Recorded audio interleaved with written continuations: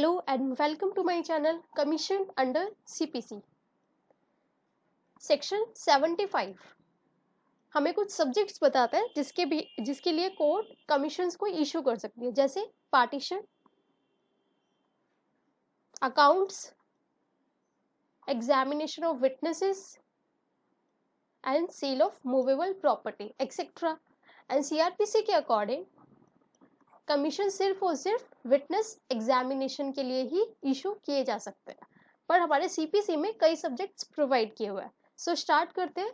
सबसे पहला सेक्शन 75 क्या क्या सब्जेक्ट्स देते हैं. सबसे पहला examine any person, local investigation, accounts, partition, investigation and seal of movable property and ministerial act. Section 75 ने हमें कुछ सब्जेक्ट्स तो बता दिए, पर इनका प्रोसीजर ऑर्डर 26 में बताया गया. सिर्फ सब्जेक्ट 75 एंड प्रोसीजर उनका ऑर्डर 26 में.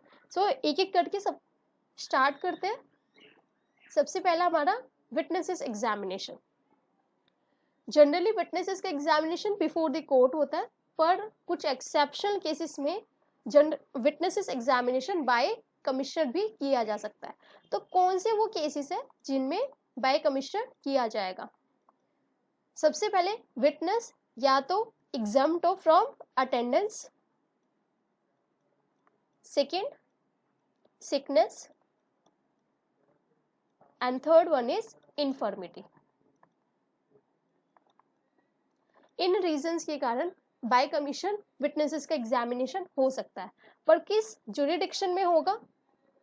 सबसे पहले विद इन कोर्ट जुरिडिक्शन, जिस कोर्ट ने इशू किया है उसी कोर्ट की जुरिडिक्शन में भी हो सकता है अगर विटनेस इन चीजों से सफर कर रहा है तो. Second one outside local jurisdiction, outside local jurisdiction of that court जो कमीशंस को इशू कर रहा है. Third one outside India. With in India जब होता है तब हम कमीशन बोलते हैं, पर जब आउटसाइड इंडिया होता है तो हम उसको लेटर ऑफ रिक्वेस्ट बोलते हैं अंडर सेक्शन 78. फोर्थ वन अगर पर्सन गवर्नमेंट सर्विस में है तो.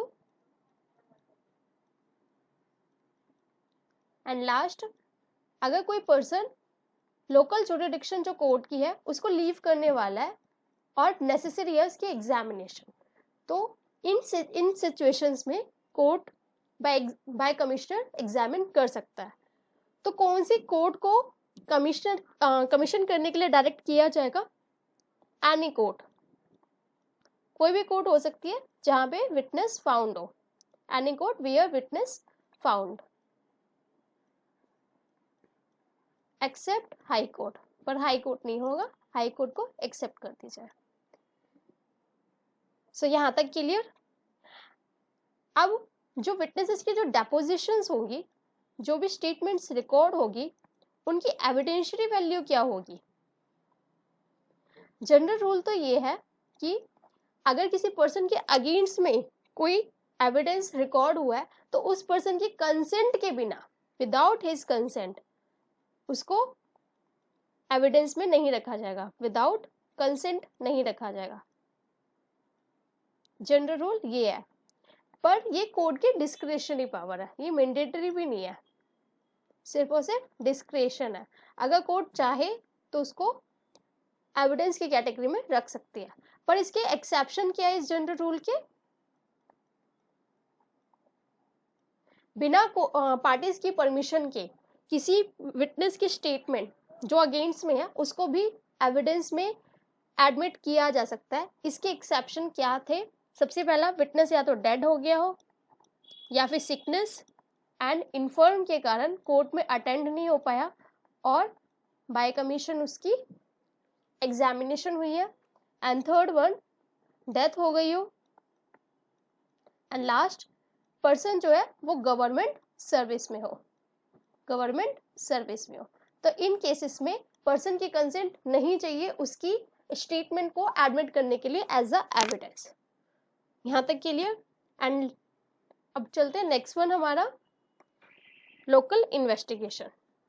लोकल इन्वेस्टिगेशन किस चीज के लिए कमीशन के को दे सकते हैं हम 3 चीजें, या तो डिस्प्यूटेड प्रॉपर्टी की एग्जामिनेशन, कौन सी प्रॉपर्टी है, आइडेंटिफिकेशन, उसकी वैल्यू क्या है, उसकी मार्केट वैल्यू क्या है, उसमें अब तक मैक्सिमम प्रॉफिट जिस पर्सन की पोजीशन में है उसने अब तक कितना मैक्सिमम प्रॉफिट कमाया है, कितना डैमेज किया है टू दी एक्चुअल ओनर, या कितना प्रॉफिट कमा चुका है अब तक। तो ये सारी चीजें जो जो मतलब प्रॉपर्टी से रिलेटेड है, हम लोकल इन्वेस्टिगेशन के लिए कमीशन को डायरेक्ट कर सकते हैं। इसमें कोई भी डायरेक्शंस कोर्ट दे सकती है, कोई भी डायरेक्शन दे सकती है। यहां तक क्लियर।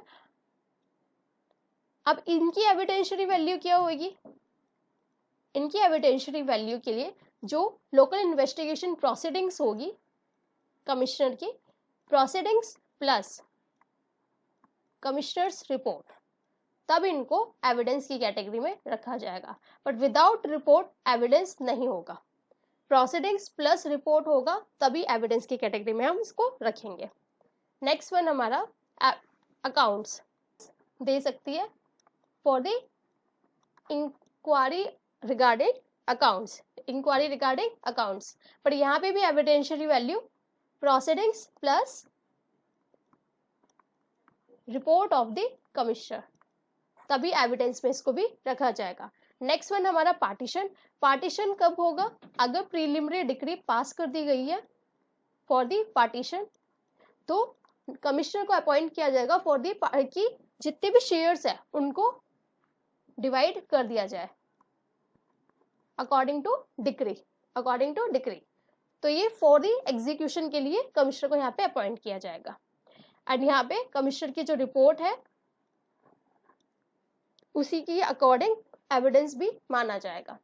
जितने भी सब्जेक्ट्स है हमारे सेक्शन 75 में, सबकी प्रोसीडिंग्स प्लस रिपोर्ट आएगी तभी उसको एविडेंस माना जाएगा। Without any report of the commissioner evidence उसको एडमिट किया ही नहीं जाएगा। नेक्स्ट वन हमारा साइंटिफिक इन्वेस्टिगेशन। साइंटिफिक इन्वेस्टिगेशन में साइंटिफिक इन्वेस्टिगेशन बाय कमिश्नर कब किया जा सकता है? अगर interest of justice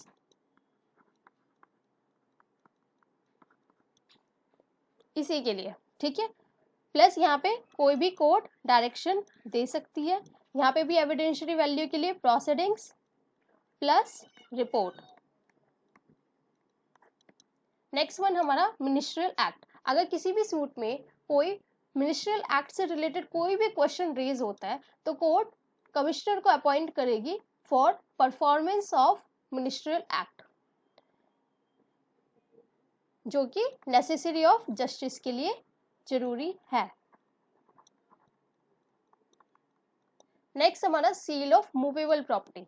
movable property वही जो पेरिशेबल नेचर की है और केस भी पेंडिंग है, सूट भी पेंडिंग है और कोर्ट इसको पेरिशेबल होने के कारण कंजर्व नहीं कर सकती। इस केस में for the interest of justice के लिए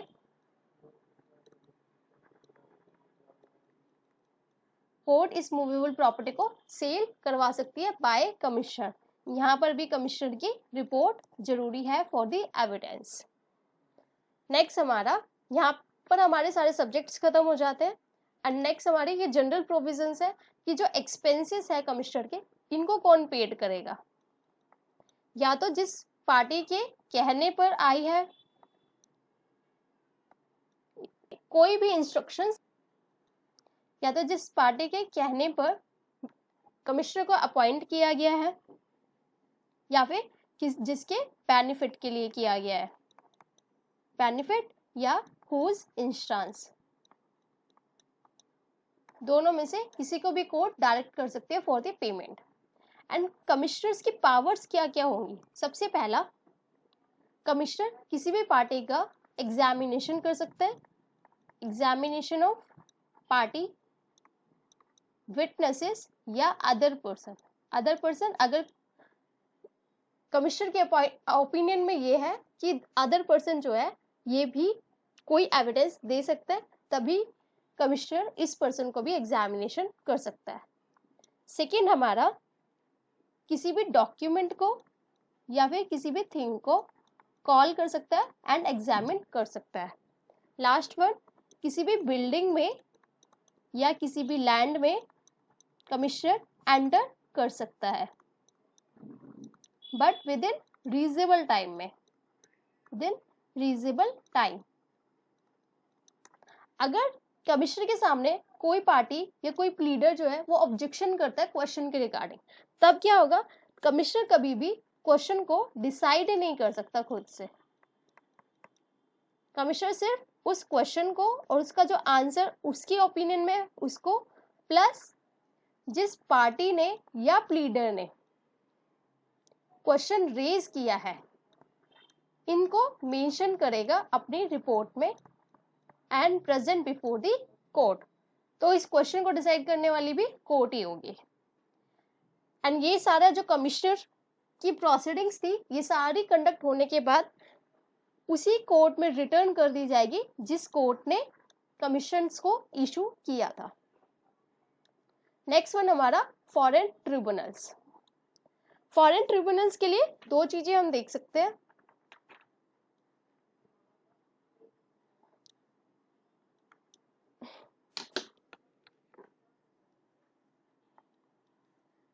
एक तो हाई कोर्ट, हाई कोर्ट अगर कमीशन इश्यू करती है to foreign court,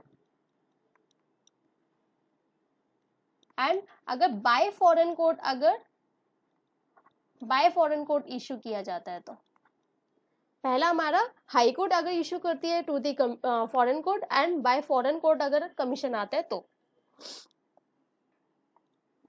high court दो सिचुएशंस में इश्यू करेगी, या तो एप्लीकेशन बाय पार्टी हो या application by state government law officer हो,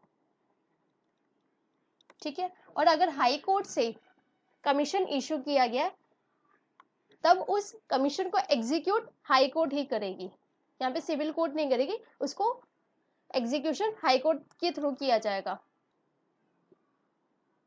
कब इश्यू किया जाएगा, दो सिचुएशंस, अगर सर्टिफिकेट साइंड किया गया है by foreign court officers,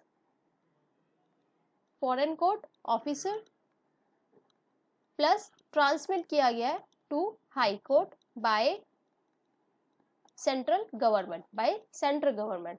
and second, अगर letter of request from foreign court plus transmit by central government, ठीक है। ये होने के बाद अगर कोर्ट सेटिस्फाई है, हाई कोर्ट सेटिस्फाई है कि ये सिविल नेचर का सूट है एंड जो विटनेस है वो हाई कोर्ट की अपीलेट जुरिडिक्शन में ही फाउंड है, हाई कोर्ट की अपीलेट जुरिडिक्शन में ही वो रहता है, तो कोर्ट कमीशन को एग्जीक्यूट कर देगी। सो आई होप कि आपको सब समझ आया। अगर फिर भी कोई क्वेरी रह जाती है तो आप कमेंट बॉक्स में मेंशन जरूर कर दीजिएगा, जिससे मैं इसको क्लियर कर सकूं। तो मिलते हैं नेक्स्ट वीडियो में, तब तक के लिए बाय एंड टेक केयर।